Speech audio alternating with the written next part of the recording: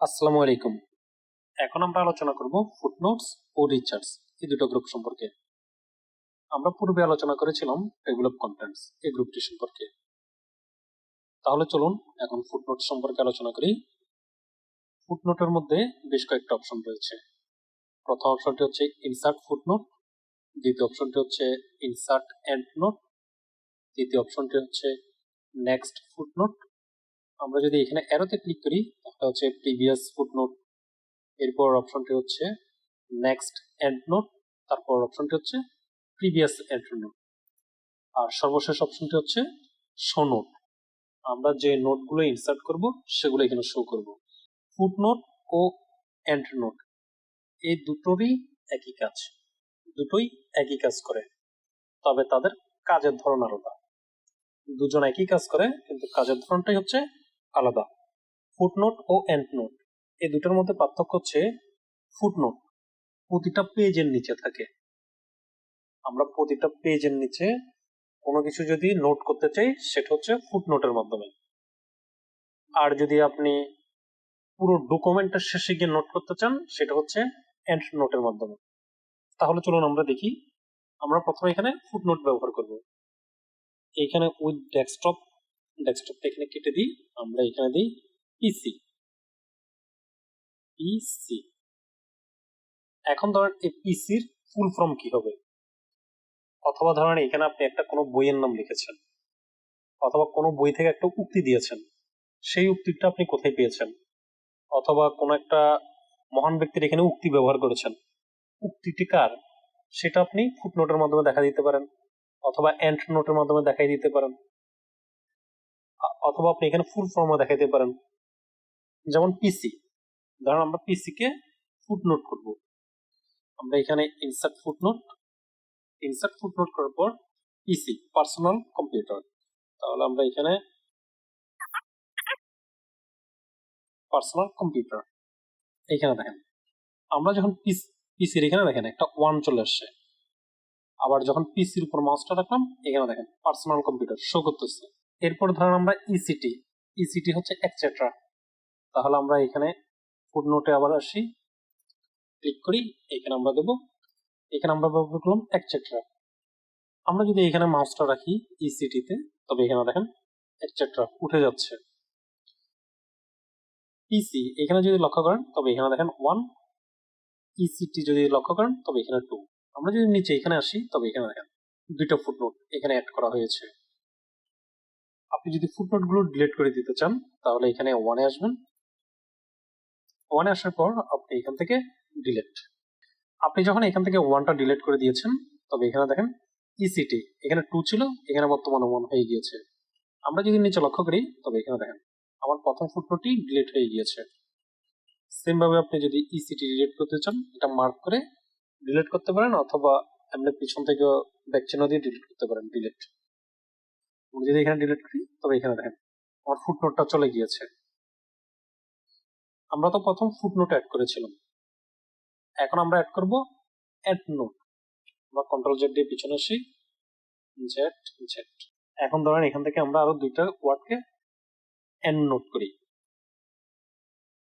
And note কোনটা করি, যেমন ধরেন আমরা দ্বিতীয় পেজে আসি, দ্বিতীয় পেজে আসার পর এখানে ইসিটি যেটা আছে এটাকে এন্ড নোট করব। ইনসার্ট এন্ড নোটে আসলাম, এন্ড নোটে আসার পর এখানে দেখেন আমরা এখান থেকে এন্ড নোট করতে পারি। এরপর ধরেন আমরা এখান থেকে আর কোনটাকে করা যায়, ধরেন লার্ন ইপসন, এখানে এল দেওয়া আছে, লার্ন, এটাকে কপি করি, এখানে দেওয়া আছে LI, লার্ন ইপসন। আমরা এটাকে এন্ড নোটে আসি, এখানে লার্ন ইপসন। এখন ধরেন আপনার কন্টেন্টটা আরো বড়, এইখান থেকে আমরা কিছু কপি করলাম, কপি, এইখানে আসার পর এখানে পেস্ট করি, আবার পেস্ট করি, ধরুন কয়েকবার পেস্ট করলাম। এখন আমার ফাইলটা বিশাল বড় হয়ে গিয়েছে। এখন যদি আমরা এখানে লক্ষ্য করি তবে এখানে দেখেন আমরা প্রথম ব্যবহার করেছিলাম ফুটনোট। ফুটনোটটা হচ্ছে আমার পেজের নিচে, এখানে দেখেন আমি প্রথম পেজে শুধু ফুটনোট ব্যবহার করেছি, যার কারণে 1, 2 দুটো ফুটনোট।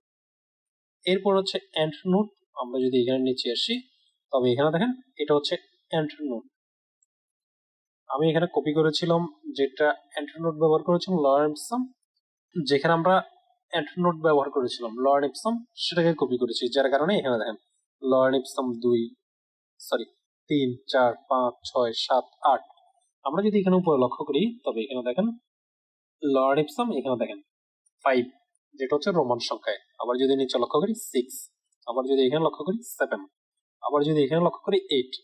এখন ধরেন আমি এখান থেকে বাদ বাকি যতগুলো আছে 1 বাদে বাদ বাকি সবগুলোকে ডিলিট করে দেবো। তাহলে আমি এটা সিম্পলি মার্ক করব, অথবা এখানে মাউসটা রেখে ব্যাক চিহ্ন ডিলিট, একবার হয়ে গিয়েছে, আবার ব্যাক চিহ্ন ডিলিট, আবার করি এখান থেকে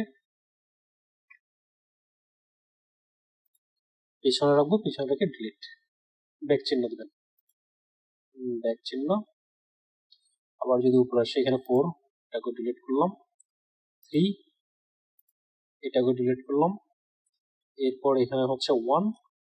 আমরা যদি এখানে নিচে লক্ষ্য করি তাহলে 2 কোথায় হবে, 2 হচ্ছে ইসিটি ব্যবহার করেছিলাম এখানে, ইসিটি এটাই হচ্ছে 2, এখানে লক্ষ্য করেন। এবারে যদি আমরা পেজের একেবারে নিচে আসি এন্ট্রি নোটে, তবে এখানে দেখেন এন্ট্রি নোট, আপনি এভাবে করে ফুটনোট এবং এন্ট্রি নোট গুলো শো করাতে পারবেন।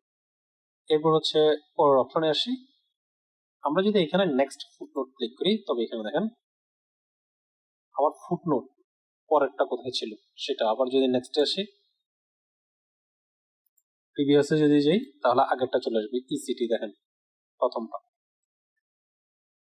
আমরা এখান থেকে যদি নেক্সট এন্ড নোটে আসি তবে এখানে দেখেন এই প্রথম এন্ড নোট, পরেরটা যদি যাই প্রিভিয়াস এন্ড নোট, প্রিভিয়াস এখানে নেই, আমরা এর পরেরটা যাব নেক্সট, তাহলে এখানে দেখেন 2 নম্বরে চলে আসছে। এরপর আমরা এখানে যদি শো নোটে আসি, শো নোট ক্লিক করলাম, আমাকে এখানে অপশন দিচ্ছে দুইটা, এখানে আমার অপশন হচ্ছে দুটো, ফুটনোট এবং এন্ট্রি নোট। আমার ডকুমেন্টে আমি ফুটনোটও ব্যবহার করেছি, এন্ট্রি নোটও ব্যবহার করেছি, কোনটা আমি দেখতে চাই। ধরুন আমরা এখান থেকে এন্ট্রি নোট প্রথমে দেখব, ওকে এখানে দেখেন এন্ট্রি নোট শো করতেছে। আবার শোতে আসি, শোতে আসার পর আমরা এখান থেকে এবার ফুটনোট দেখবো, ওকে এখানে দেখেন ফুটনোট শো করতেছে। এভাবে করে আপনি ফুটনোট এবং এন্ড নোট দুটোকে দেখাতে পারবেন শোর মাধ্যমে। কোথায় আপনি ফুটনোট অথবা এন্ড নোট লিখেছেন সেখানে চলে যেতে পারবেন। আবারও বলি, ফুটনোট এবং এন্ড নোট দুটোর মধ্যে পার্থক্য হচ্ছে, ফুটনোট আপনি প্রতিটা পেজের নিচে থাকবে। আপনার যদি 100 পেজের একটা ডকুমেন্ট থাকে, আপনি 100 পেজের মধ্যে প্রতিটা পেজে আলাদা আলাদা ভাবে ফুটনোট ব্যবহার করতে পারবেন।